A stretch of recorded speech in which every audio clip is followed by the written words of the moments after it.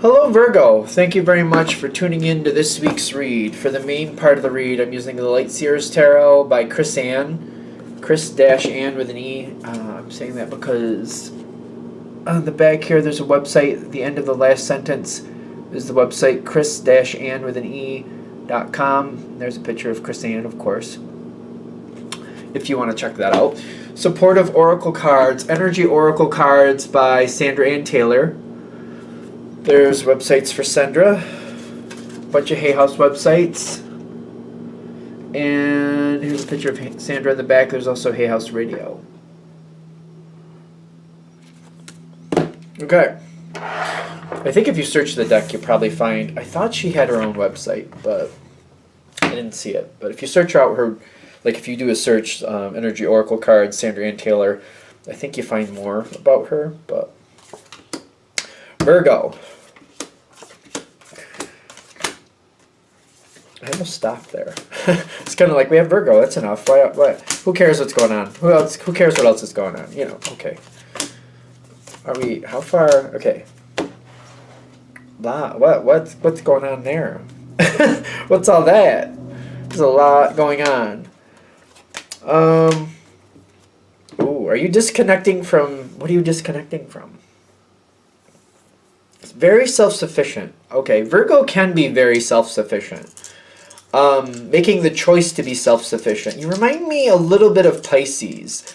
When you do things on your own and you just lead yourself forward, you have a great amount of success. When you add into other people, I feel like it gets a little muddy sometimes and you don't get really what you want.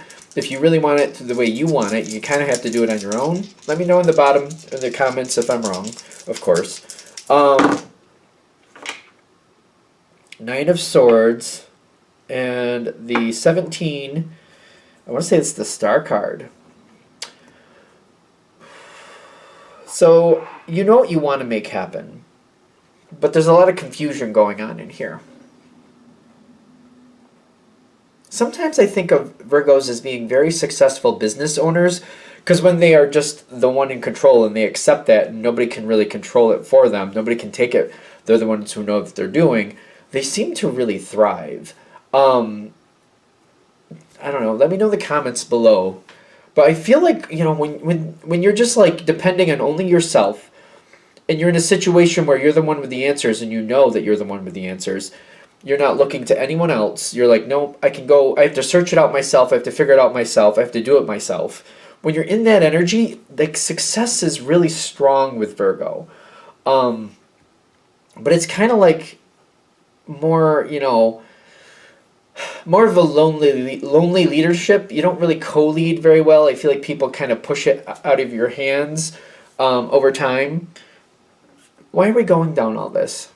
There's like stress with this. Kind of like this needs to be your success. But it's a big choice. Something coming in. There's something with like the worry of negativity. The worry about how other people are, like I see this. I'm not picking up the cards. I did this with another one. I think I did this with Aries. I didn't pick up a lot of cards. I don't know what the deal is with that. This is other people though. They don't have what you need. They got a lot going on for what they want. It's like they're looking at you kind of like, it's kind of like, I want this to happen. Virgo would be great to help make this happen for me, or help a goal that I want. And I'm getting that's not what we got going on here. You want to get along with people, but I'm getting there's a lot of stress about making what you want happen. There's definitely something here you want. I get that. And I feel like what they're saying is it's not that you can't have that, but it's like you're going to have to strike out on your own to make it happen. I don't know where we're going with this. This seems very interesting to me. Like, why is this such a challenge? Because it's not like you want to do things alone, but you're like, I want what I want, and I need to make it happen. And I'm not getting that support. Every time I try to move forward, people are kind of changing what I want. And it's like I have to keep adding other people's factors in. I have to keep, you know, folding in what other people want. And it gets farther and farther away from what I want and more closer to what they want. And this is not how I want to do this. And it's kind of like you have a lot of strength to endure this, but it's kind of like I want what I want. And if you're doing so much of the work, why shouldn't you get more of what you want if you're doing the majority of the work? Because it feels like that too, quite frankly. If you're doing the majority of the work, in my mind, it should match what you want. Like if you're doing 70% of the work, it should be 70% of what you want. Like, more than not. You know what I mean? And I almost feel like you might be giving up on getting what you want and just kind of like, I'll just do what they want. I'll just do what they want because it's easier. I don't think that's a good way to do this. People are used to you giving in to them. Way too used to it. Way too used to it. This Six of Cups is making me think this is what's not working here. Can we get a little bit of clarity on that Six of Clubs? Okay. Clubs would be more earth, I would think. Are clubs fire? I think clubs are staves. So clubs are supposed to be fire? I don't know. Moving on. This is cups. Then I almost said cubs. Okay. I'll just not say the right word. That's how we'll do that. Six of Cups reinforced. And then the Lover's card.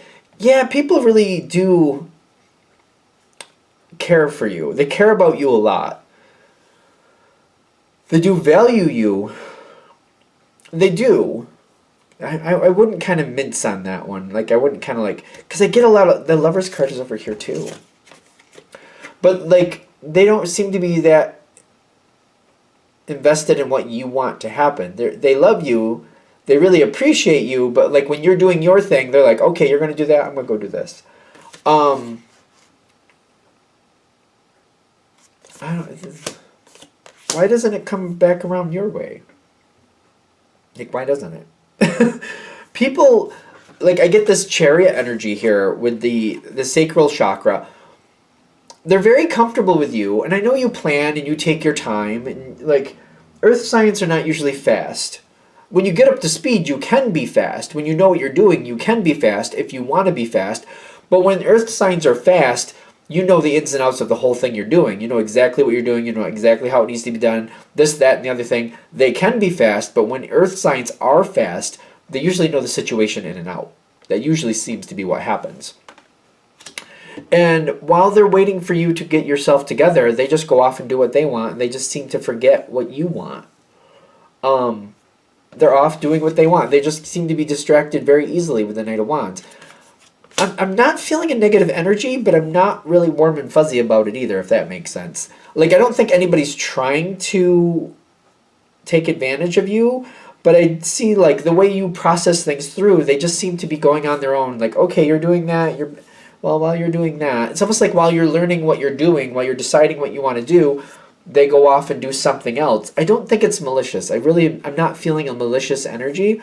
But the thing is, for this reading, okay, we'll address that, but how do we make what you want happen? I feel like you just got to make it happen, and you got to be the one in control. And then later, when you get up to speed, other people might add in, but you still have to be the one totally in control. It's kind of like if you were going to plan a trip. If you're going to plan a trip and you know what you want to do, you got to put it all together. Just tell them, get this time off if you want them to be a part of it, and then you just do the whole thing. And kind of like, I'll plan it all and I'll let you know. It'll be a surprise for you. I'll know what's going on, but it'll be a surprise for you. And then when it comes closer, you're like, I need this, I need that, I need this. It's not really Virgo's jive either, but I guess you could do it that way. Their jive, your jive, that's not how you jive? Okay. Yeah. Seven of Cups and the Judgment in your favor. If people don't know what you're planning and they're just excited about the surprise, I feel like that works more to your benefit. If you're just kind of like, I'm going to need you at this time, but it's a surprise. If you have people who are compatible with that, it seems like it's another way that could work. I feel like that's odd. That just feels odd to me. Because I feel like you have to disconnect from people while you're creating it yourself until you get it going the way you want it.